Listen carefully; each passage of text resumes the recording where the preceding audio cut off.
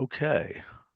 Hello, everyone. Welcome to another Wolfram language design review, this time about graphics. Hold on 1 second here. I hope that will do the right thing here. Okay, we're good. All right, let's start So the off. first Point two value things plot. are continuations of previous discussions. So I've figured out what was going on in this one. Um, and basically, so your labels are array plots that you did conform graphics on, Yep. and conform graphics on those array plots generates really small things. Okay. So if you scroll down a Surprising. little bit, I think I have an example below that. You mean what conform image? Why does conform images do that? Yeah, I meant Doesn't conform seem. images. I don't know. I just filed a bug about it. I mean, okay, so those images are whatever they are. They're 225 pixels. Right. Right? 50% of, or seven, whatever, 50% of 360. That's friggin' weird. Wait a minute, wait a minute, wait a minute. That's a graphic, Yes. and that's an image. Yes. And the question is why image is 38 pixels across when the graphic was 225 pixels across. That just seems like a bug.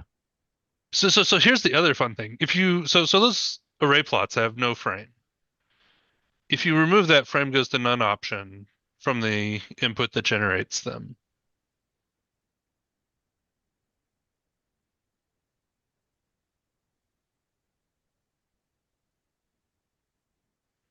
What the hell Uh, is that? I thought that gave normal But size. what the heck is that? What the heck is that weird anti-alias stuff? I'm not sure. I didn't Well, I'm going to tell blow you. up the Okay, image so too. now something is really crazy here with conform images. Yes. Okay, so conform Actually, images then, for a graphic should produce something of the same size. See what I'm saying? hmm I agree. I'm just Yeah. So it may be something to do with rasterize, how rasterize is being used by conform images. It is actually not rasterize, it's image that's doing the conversion, Okay. All that's right. doing it Okay. We weird. don't need to know. Yep. Let's just get it fixed. Anyway, yep, Okay. So you're telling me there wasn't a bug if you didn't have that happening. correct. So how do I change the size of images? One would have thought either labeling size or an absolute image size here would have worked. Labeling size was the correct approach. Yeah, It's but just that why wouldn't an uh, image size work in the image individual images? size in, In the labels. Why didn't that work? probably because the conversion was still making it small, right? If it took it from, Okay, fine. But if I said, but why would the image size? I thought I'd given it an explicit image size, which makes that not make sense. But okay, assuming the correct behavior is if there's an image size in the what you're calling label, and for goodness sake, don't call it enc, since you called yes, it label, right. and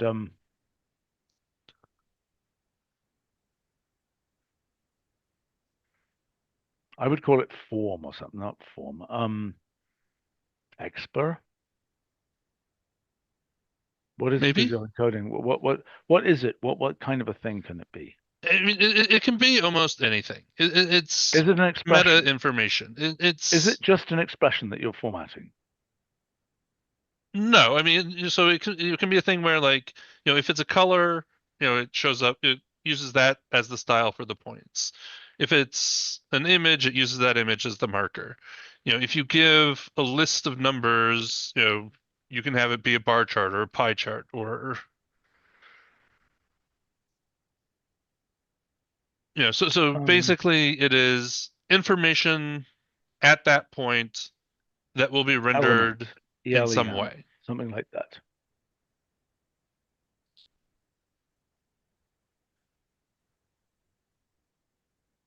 Or marker, which is what you're calling it, right? You're calling it a marker, right? Here, I'm having oh, there. Okay. right? So you could say marker, or you could say element, ELEM. Make sense? We'll probably go with element. Sounds good. Okay. Um, All right, let's go on. yep. Point exclusions.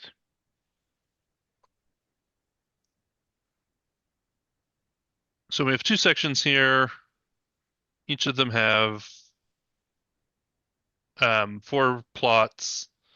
The first plot is like all the all the points, nothing excluded. Yeah.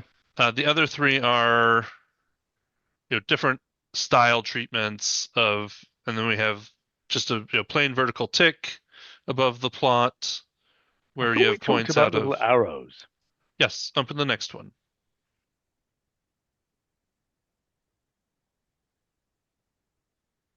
Oh, for God's sake! It's one of those it's one of those camping signs or something.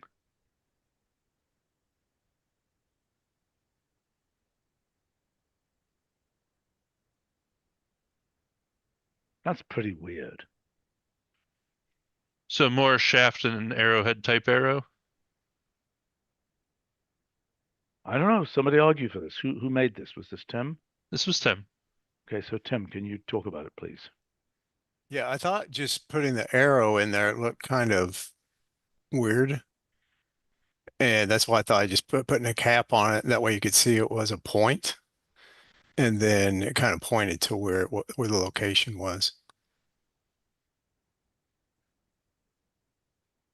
What about the possibility of a point in the right color? Because that could have, if you had multiple data sets, right? It would be really nice to have that be in the right color. And what about a gray hat on it? In other words, no distinction between the colors of the hat colors. Okay. The last time you liked that lighter point color, the bottom left. And I Yes, I wonder do if like that it. way it wouldn't get confused with anything. And I think if you're mixing colors, it'd be kind of hard to Is really Roger just. here? Is Roger here? No, not at the moment. Somebody ping him, please. I would like to get his opinion about this. Yeah.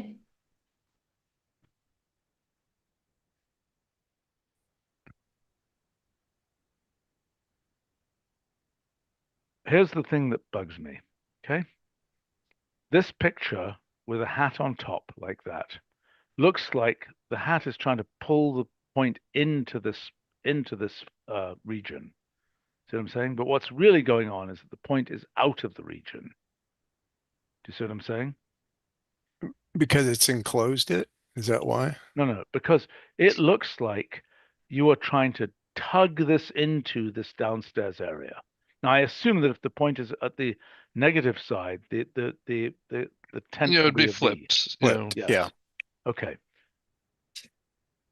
I mean, that's an What I'm interesting thinking, I've got thought, a different Stephen. idea. I've got a different idea. Okay.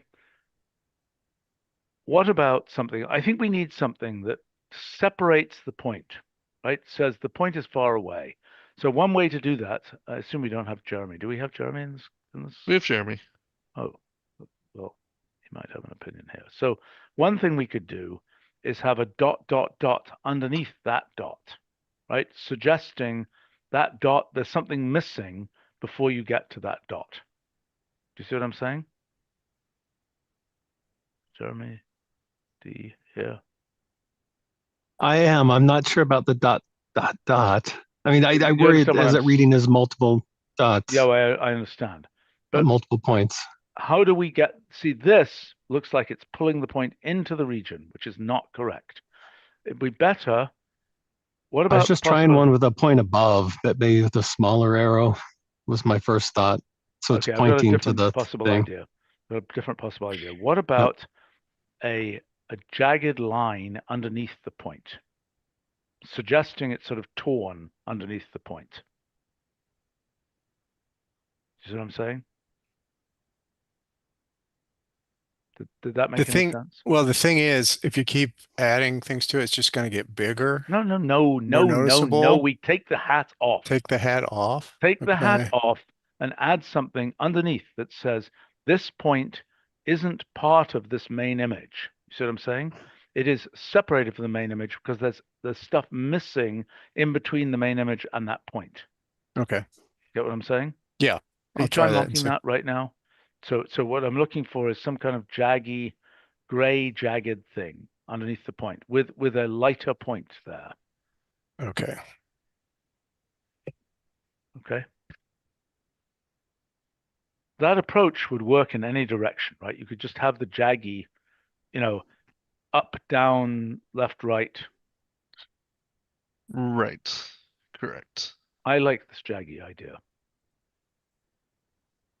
If it's too heavyweight, the other possibility would be 3 dots underneath the point. 3 gray dots underneath the point. Not vertically, but horizontally. Right. I mean, the other, I think Jeremy's idea is interesting of having the point above the And I just arrow. mailed that. I'll mock the ... but I just mailed the point above. I like it actually. To me, it's I mean, intuitive. the other thought I had is that, maybe, like the current shape, but flipped so that, if you think of it as like, it pulling, then, if we have the arrow, pointing the opposite direction under the point, then This isn't bad, Jeremy. can you Yeah, I magnify that liked so it. I can see it a I little bit think my better on preference. Zoom? What's that? Can you magnify a little bit so I can see Yeah. it better on Zoom? Oh, it doesn't magnify. Oh, I see magnify this way. Okay, I think those things are too coarse. They're too heavy. The actual arrows underneath. And they Well, could be they got a gray little bit maybe thicker too. because they're images when you drew it larger, but Yeah. Are you wanting the point the same size as the other points? I I would don't say think it slightly needs to smaller. be. Yeah. Yeah, this is not bad, Jeremy. And it might be better than the squiggly. Okay. See what you can come up with. I think we're Okay. getting there. Okay. I'm really quite liking this. I think it just has to be a little bit less dramatic, and then we can have it on by default. Maybe a little bit less grayed out, but Yeah. Okay. Is it bad that I'm thinking of a mustachioed cyclops? You're Rorschaching it all the way down. I was gonna say, if you're gonna go that approach, John, I'm thinking more of like a sad Cyclops, rather than. Okay, so John, can you get the Unicode people to make a sad Cyclops emoji? Then we could just use it there. Didn't I see there's a new Odyssey movie coming out? I think the trailer had a Cyclops scene in it. Yeah. Yeah. Anyway.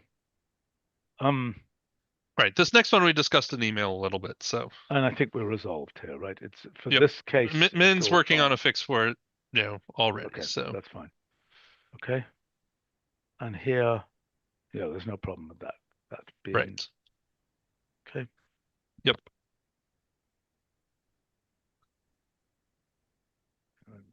I'm sending some additional thing here.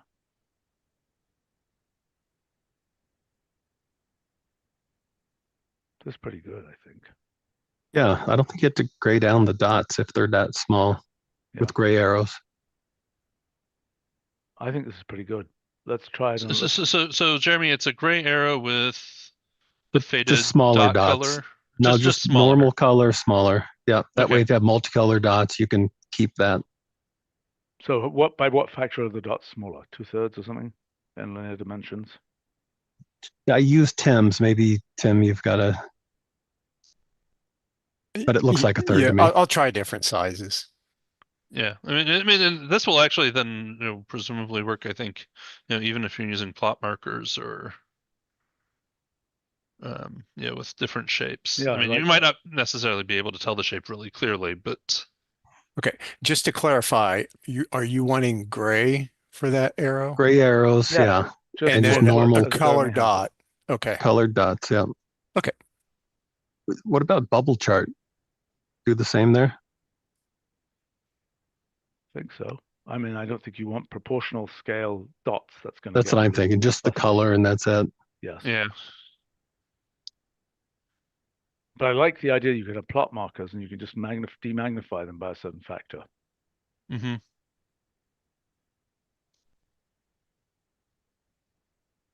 I'm even thinking about, your little array plots off screen with little. Yeah. Average color or something. Okay. All right. Let's move on. Intercolumn spacing. Yeah. Why? That's a plot grid thing. That's plot grid. Min's tightening that up in a branch right now. So Okay. Good. Okay. Plot grid absurdly slow with 300 plots. Any comments? we can probably get a factor of 2. Beyond that may be hard. Why? What's it doing? Is it solving some weird optimization problem? The optimization problem is actually fast. It's actually measuring things accurately. That is the slow part. So when I did it with 289 or something, it was like about 20 some seconds for the plot, and 20 seconds of that was calls to absolute options. And we can cut the number of absolute options calls in half, we think. Why the hell is it taking so long in the first place? I mean, what? The absolute options have to be computed in order to render the plot, but they certainly don't have to be computed twice. Right. I mean, and so they are used to get, the plot ranges and stuff that we use to align the axes and everything. And so, Yes, I understand that, but I'm saying when the plot is being plotted, right, it's going to have to compute those things again to render itself. Can you not cache them once you had to externalize them, right, for plot grid, right? But at least then you can save the time in the actual plotting process itself. You don't have to recompute them. Do you get what I'm saying? I mean, during the initial calls to plot, it Now, generally does not make the calls to absolute options. Okay, but doesn't it know where where the axes are and all that kind of thing? It knows where some of the things are. It doesn't know where everything is. Well, it must know because it put them there. So how could it not know? I mean, it knows what the plot range is. It knows what the axis origin is. Yeah, what else does it need to The know? things, the other things are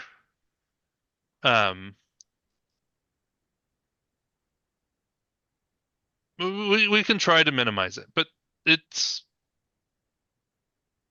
Do you understand what I'm saying? It doesn't make sense what you're saying. In order to make a plot, you have to know where every element of the plot goes. no, Okay, why not? because some of it is handled automatically by the front end. I see. And we use absolute options to ask the front end what's the final so resolution there's a back of and this. forth to the front end that perhaps And involves that's the font slow metric part. data. Okay. Can you batch all of those together? I mean, are they separate calls? Is that what's taking time? They are separate calls right now. We can try to batch them. John, Fultz, the comments on that? Oh, yeah. I mean, Brett and I have talked about how batching, can be done before, and it's yeah. Brett, are these options? Well, these would be options on lots of different things, I guess, right? Not on the same thing. You're Correct. I mean, when we make a call to absolute options, we gather all the options that we know of at that time that we want into one call. Okay. Well, so we aren't making a call for plot range and one for ticks and whatever. Okay. So there are two forms of overhead that I'm aware of in this context. One would be the overhead of a round trip, which is real. The second would be the overhead of I have to render and instantiate a new thing and then measure it. If So we can fix the round trip issue, but if Brett is sending 10 different things to be measured, they still have to be instantiated, and that will have some overhead. But we can make progress. Sure. Okay.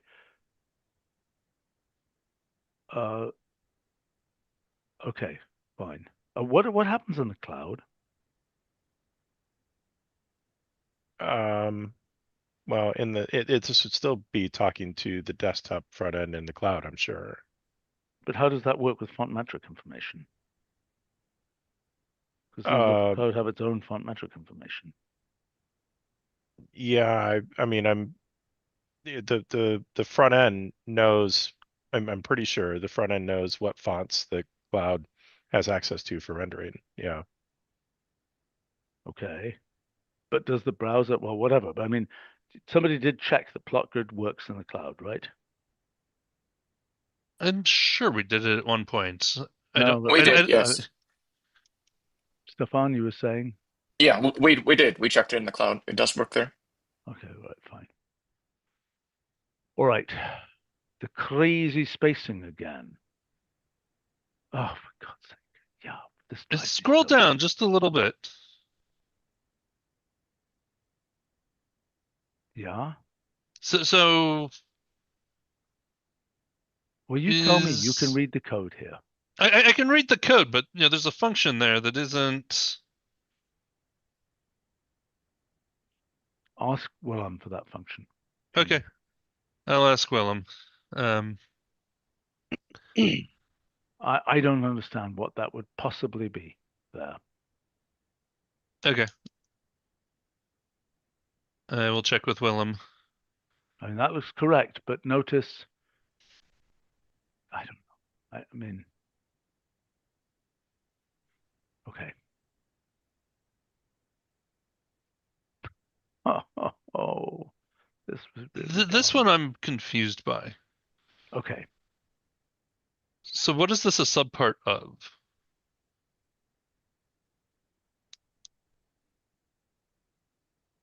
That's a good question.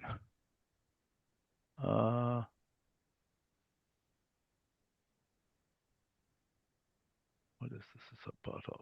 Okay, hold on.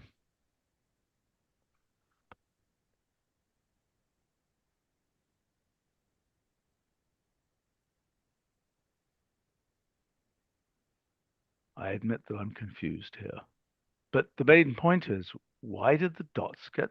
Oh, I know what it is. I know what it is. The issue is, this is a plot that has, see the range, 0.35 to 0.38 here? Yeah. This plot has many, many, many dots in it. Okay, it's a big plot that goes from, let's say, 0 to 1. See what I'm saying? So Okay. for example, let me do this. Let's say 1, and then let's say 102. Yep. Okay, and then let's say, okay, hunky dory. So let's go ahead and say. Oh. Okay, now what I do is I say that thing, plot range, arrow, 0.4 to 0.44, let's say 0.4 to 0.44. And the Bingo. dots are smaller. Crazy, Gotcha. crazy. Well, why are they smaller?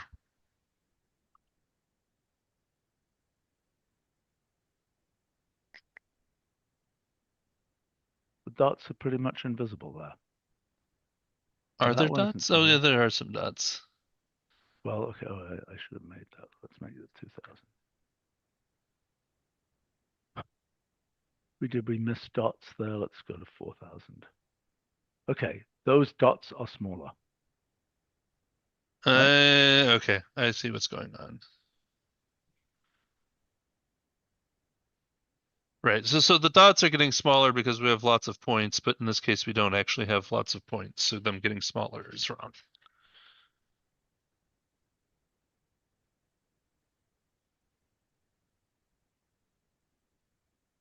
Right, so if you do your original list plot with like 10 instead of 2.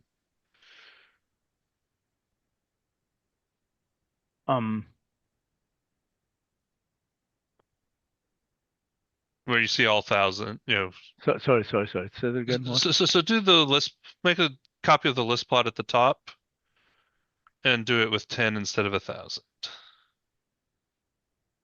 Yeah. Right. So the size of the And points those are depends wrong. on. That's wrong as well. Look, those are too big. Right? So something is heavily goofed up here. Those points are too big. Those points are too small. Let's get it right. They should be the same size, and these are way too big. Right? So what are you doing here? So it is adjusting the point size based on how many points there are. Okay, but it's doing it wrong because those points are too big. It should never go to that size. Yes. It's at least a factor of 2 too big there.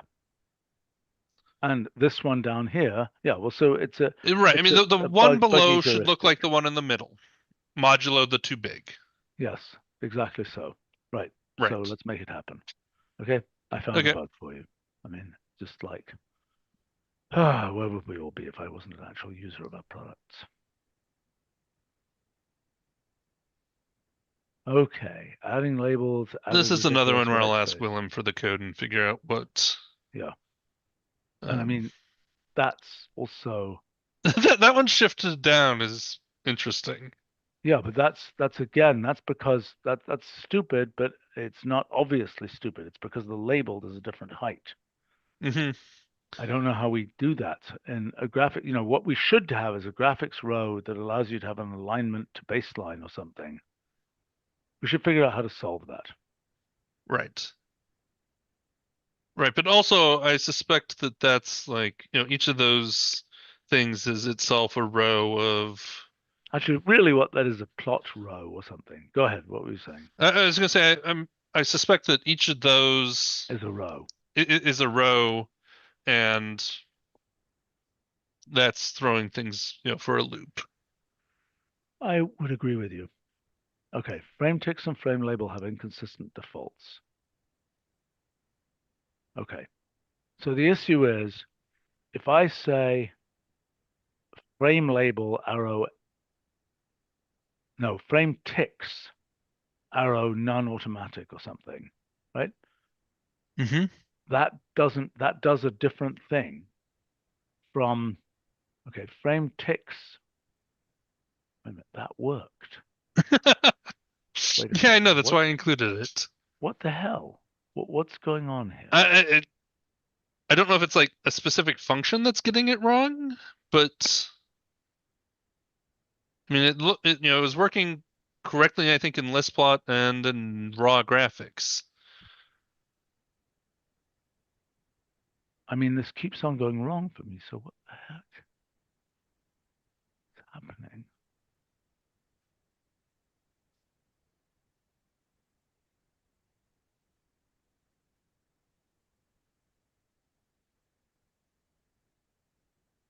I am mystified.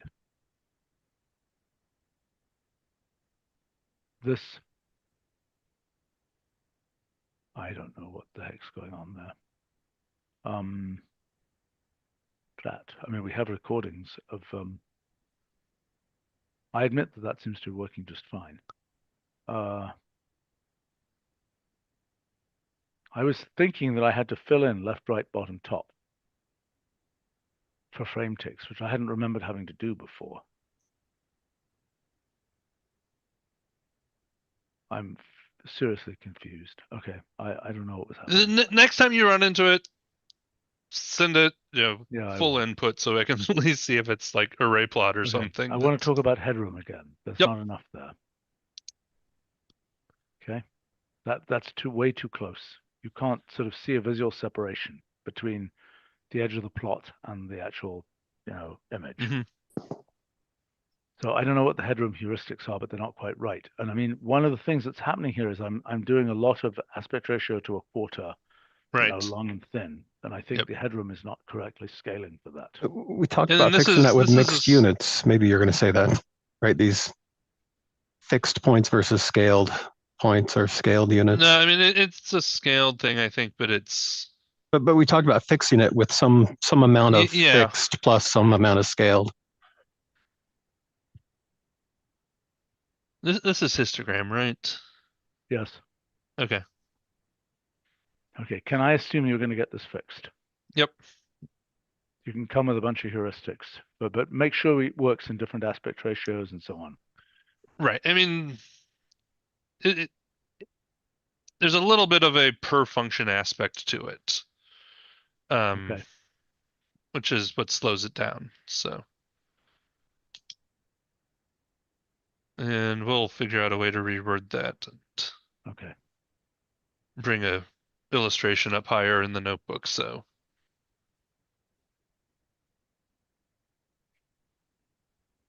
this one felt more Nobody like knew. a LLM reading the docs thing, but Well, okay. Labeling size in the options table. What was I trying to do here? you wanted the callouts to be bigger, and you asked the chat, interface, and it, had you try changing the size of the thing of the label, itself rather than using labeling size, which is the better approach. Well, but I should be able to change the size of the label itself. Should I not? I don't even see what I was doing with the array plot here. Call out graphics. That doesn't look like it is using array plots. Oh, I see. Those little tiny things are array plots. Right. Okay.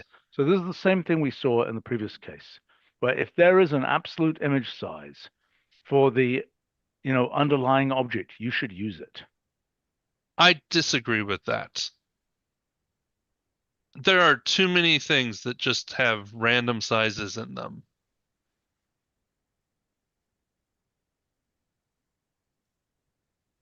Or that Well, at least I'm worried there are too yeah, many no, things I that have understand. random sizes in them. I understand. What's a heuristic for when to use, whether to use labeling size or whether to use the intrinsic size?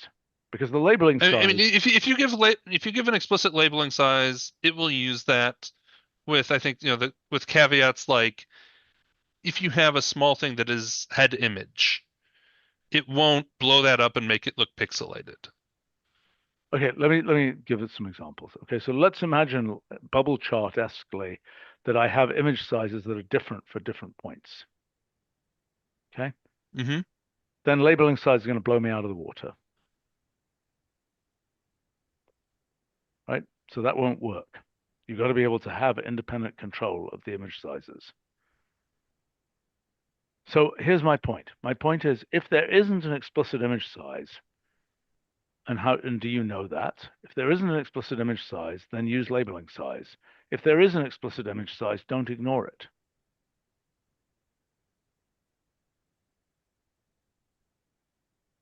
Now, I admit, if the explicit image size is 800 and it's in a plot whose size is 100, for example, that's going to be fairly silly. Right. Okay, first of all, do you know whether the thing has an explicit image size set? I assume that you do. Yes. We can look at that. Yes. Okay, all right, fine. Okay, what should we do in the case where I claim if there is an explicit image size, I think we should use it. I mean, there's That's what both. there's perhaps an intermediate setting. Okay, myself and the friendly LLM both thought that it should work. Okay. Mm-hmm. That's a sign that it probably should work.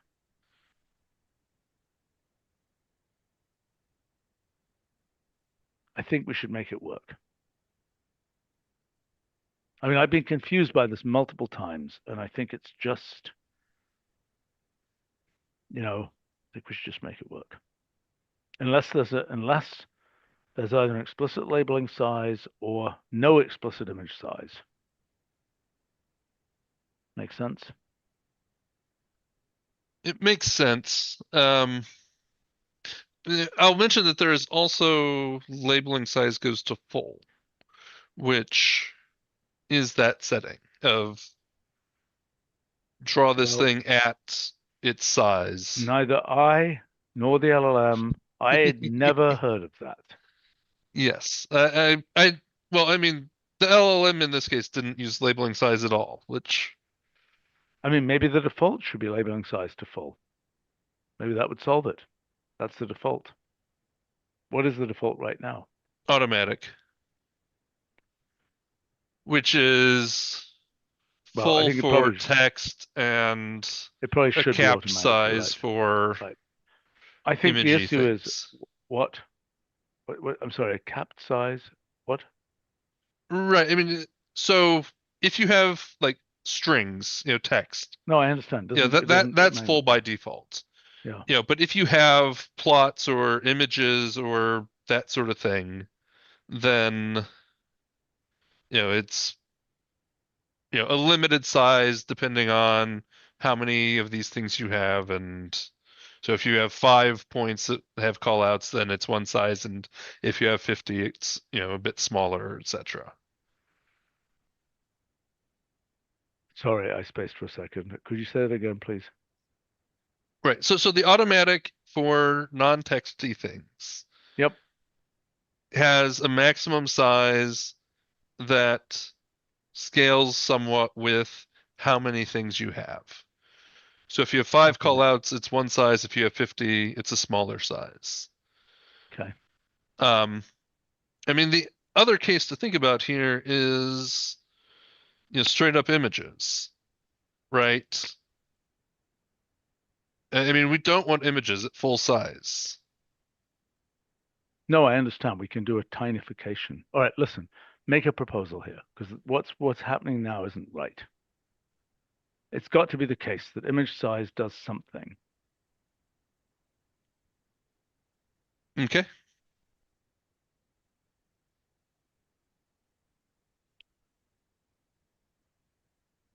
So I think Charles said he had tried doing some haloing, or maybe he's working on some haloing. Is that He correct? had tried, and there was some issue with how things are actually constructed that caused it to not work.